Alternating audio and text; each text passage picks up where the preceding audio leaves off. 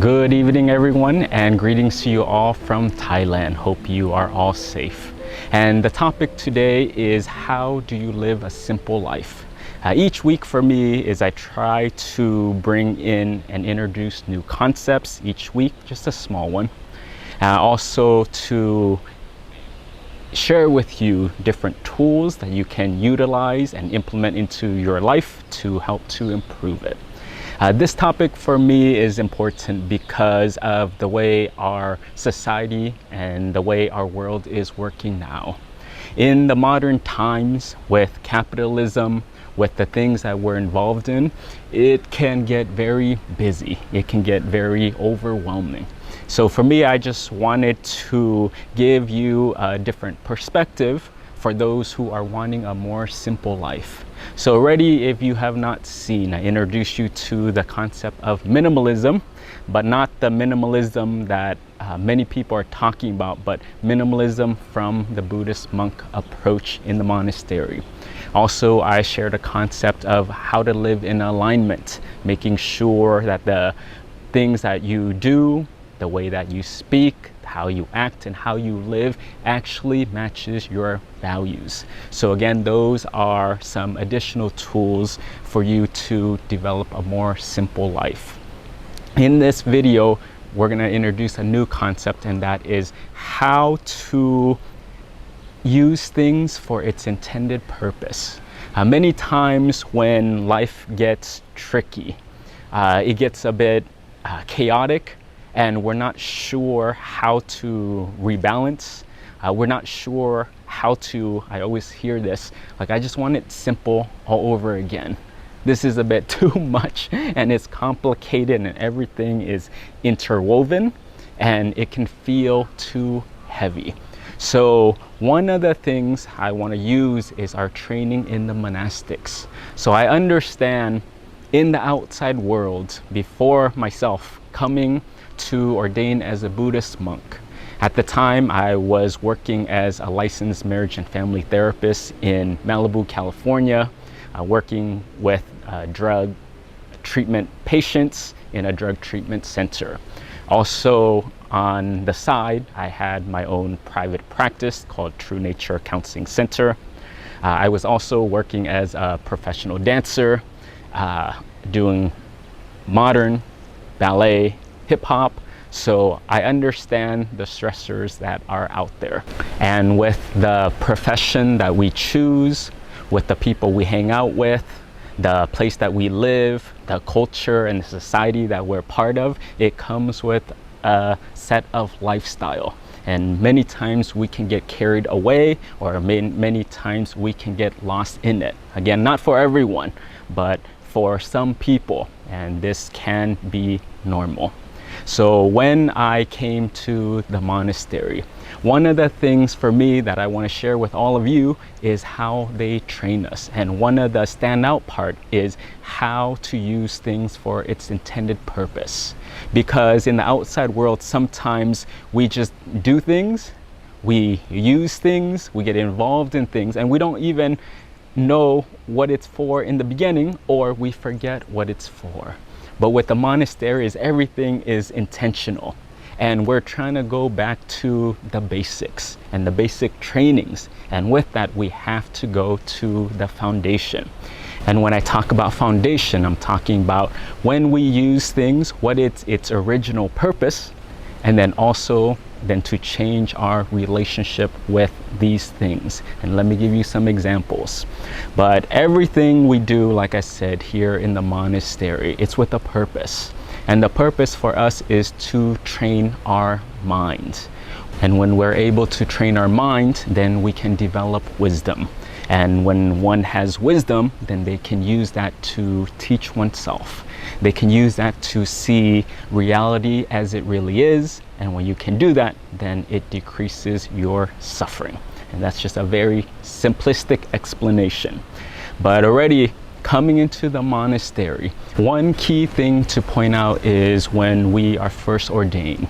We wear the robes, we take on the 227 precepts, and in that moment for us, is we're 1 day old. We're a brand new baby.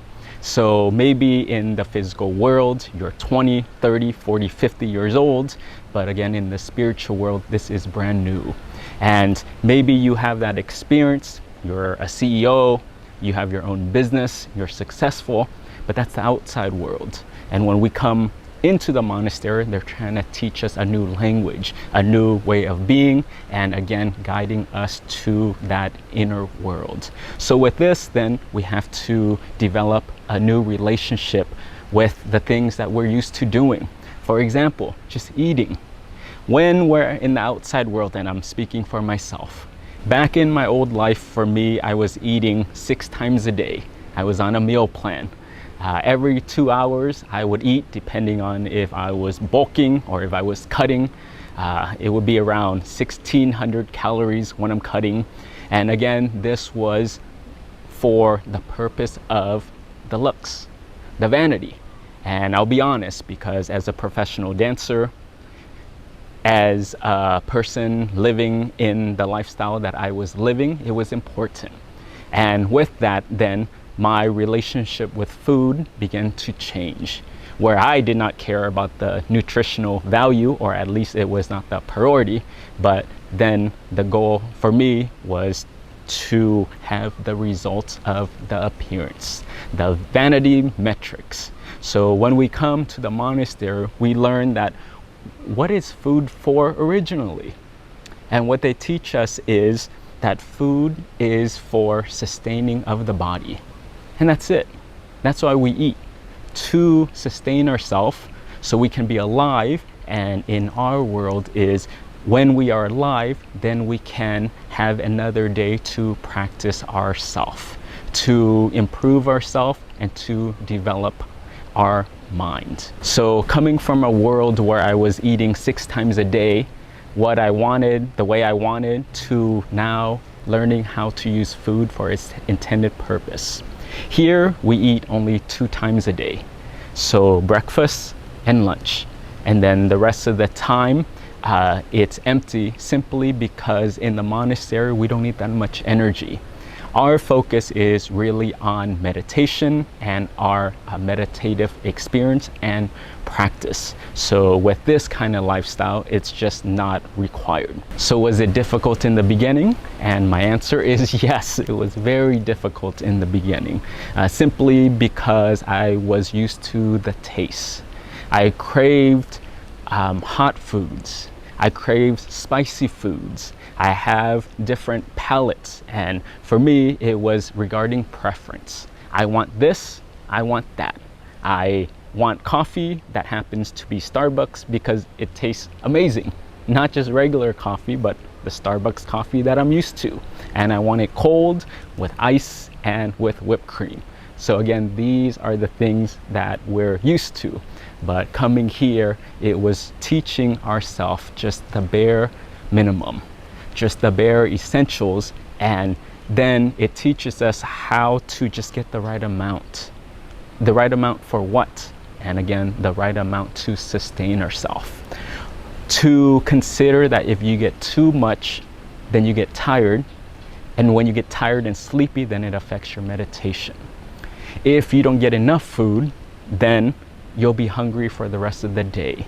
So for us it takes time to gauge what our body actually needs in a full day based off of your activity level. How much food is the middle way for you to sustain yourself, where you can still be effective and nourish your body to continue on for another day. And that's what the monastery tries to teach us. Again, just a simple example of our relationship back with food. Another one that I can share is regarding clothing. Clothing back home for me was having a walk-in closet, having different outfits, different colors, different types of style for different seasons, when it's cold or when it's hot, when it's fall or when it's spring. But here in the monastery we just have 2 sets of robes. One is the one I'm wearing right now. And then the second one is hanging on a rack because I did laundry this morning, and just for cleaning purposes, it's hanging to dry, and then we rotate it again. So what we're wearing here is not for fashion, is not for status. It's not because we're trying to match and orange is the new color for this season, but that's not how that works. For us is the robes, clothing is simply to protect us from the outside elements, from bugs, from insects. It helps to insulate us from the heat, or it keeps us warm when it's a bit too cold. So this is our relationship with clothing. Other ways that we're taught is just even with the bedroom. What is the purpose of the bedroom? And here is for sleep. And sleep means we just have a simple mattress. And when I say mattress, I mean a blue, thin yoga mat and also a net that is there to protect us from the mosquito. For my blanket is this robe, and then also the other set of robe, the one that I was sharing with you earlier that is out to dry. We fold that one, wrap it up, and then use it as our pillow. So in this area where when we wake up, we make our bed, and then we're out for the remainder of the day. But this room is not where we're here to have meetings. This room is not our kitchen. This room is not where I just lounge around, but again, is for sleep. So when we use this room for its intended purpose, then already when we come to this space, our mind already knows what it's for. It's time to sleep, close your eyes, do your evening routine, and it's done. And it's very nice and clean. So these are some of the few examples that we do here in the monastery. And again, this is intentional living. We're going back to the foundation and the basic premise of how to use things for its intended purpose. So why am I sharing this? And for me, I'm sharing this because it can give you an example of how we train ourselves in the monastery. Secondly, it can give you an overview that you can apply to your life if it gets a bit too complicated. And when it gets too complicated, then simplify. Go through your life and see, am I using the things for its intended purpose? And I find that when people do not use things for its intended purpose and they use it for other reasons, then it gets complicated. And if you're not mindful, you can get lost in it. And when you're lost in it and not mindful in it, it can lead to degrading mental health. Your mental health can decline, and if it gets more serious, it can even lead to mental health disorders. So for me, this is one option for you and a tool just to have in your back pocket.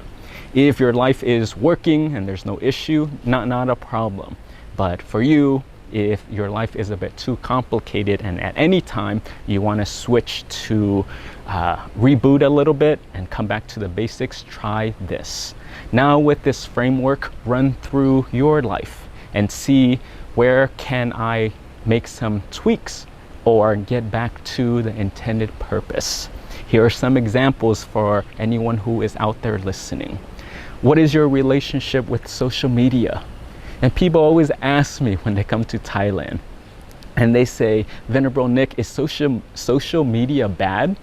And for me, it's neither. It's not good nor bad, because what is its intended purpose? And the purpose of technology is really for us to use it to communicate, to spread ideas, and just use it for this intended purpose. So without knowing that and using it for that specific reason, then a lot of our youth are getting into trouble and experiencing a lot of suffering because then they use social media for validation. Social media is not for validation. Again, that's not its intended purpose. Social media is not for the vanities and to acquire your status. Yes, you can gain it. Yes, it can come with it. But again, that's not its intended purpose. And people keep getting in trouble for this. And then they're hooked. And then they're addicted. And then now you're attached. Because why? Because it might be, one reason is because you're using it for the wrong reasons. You're using it for an inaccurate intent. How about food for you? Is food to sustain your body? Is that what you eat it for? Or for you, is food just for pleasure and for the taste? Is food for you to achieve a certain desired result? Is it for the abs? Is it to cut the weight so you can be skinny? Is it so you can look more pretty? Is it so you can gain more muscles? I mean, it's different for each person, but you have to explore your relationship for food, and is it appropriate for your situation? And what about your car? And if we go back to the foundation, a car is just a vehicle to get you from point A to point B, and that is very simplistic. But for some people, then it gets to the extreme where you'll even put yourself in debt and you can't afford it. Instead of getting a car to get you from point A to point B, you can even get a brand new car for $15,000, $20,000, but instead we need a $300,000 car. So then what is it for? Is this a status thing? Is this a symbol thing? Are we trying to convey a lifestyle? Is it to please others? Is it to make you feel good? I don't know. But again, go through these lists. And again, if it works, keep it. If it doesn't work, then go back to the intended purpose, and then you can make new choices. Exercise. What is your relationship with exercise? For us, is really to keep our body healthy. We tie that in with light stretching because, again, we want to have flexibility and mobility so that we can improve our meditation. Exercise for us is just a tool to keep this physical body healthy. And again, why do we do that? Is because this is one part of us. This is a key part of us, and we need it in tip-top shape so we can sit longer. So we can use this vehicle to do more good, and then we can also purify our mind more. Some people out there then use exercise where it's not so healthy. You're working out 7 days a week and no rest, to the point where it's burnt out, you're exhausted, and then it puts more pressure and strain on your own well-being and your mental health. So again, these are just different extremes. Your bedroom. So what is your relationship to your bedroom? And we did another video talking about this, but is your bedroom a kitchen? Is your bedroom a social place? Is your bedroom your office? And I get it, in this quarantine time with the way the world is, if you do not have an additional room, yes, again, each person's situation is different. But if you do have that additional space, then explore and see, am I using my bedroom to the fullest capacity and for its intended purpose? Friendship, and what is your relationship with friends? And for us here in the monastery, we have a term called Kalyana Mitra, and that is a good friend or a virtuous friend. And this is a spiritual friend in our context. And the intent and the purpose for us is to have a companion who is on the spiritual path with us. When we fall off the track, they help to encourage us, and they help to support us, and they help to keep us in line. So then for your own set of friends, does it fit that? Are you using it for its intended purpose? Or is this just, again, for the status or the lifestyle, or I'm not sure. But again, take a look at your specific situation.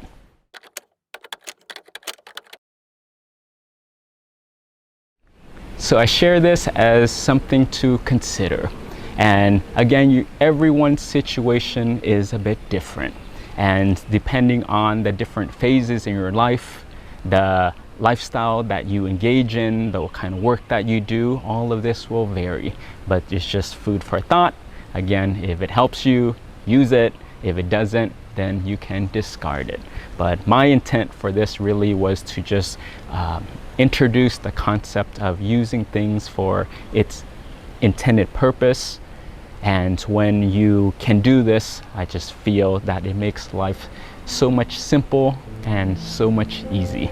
So give it a try, and as always, greetings to you all the way from Thailand, and I hope you're all safe. Satu.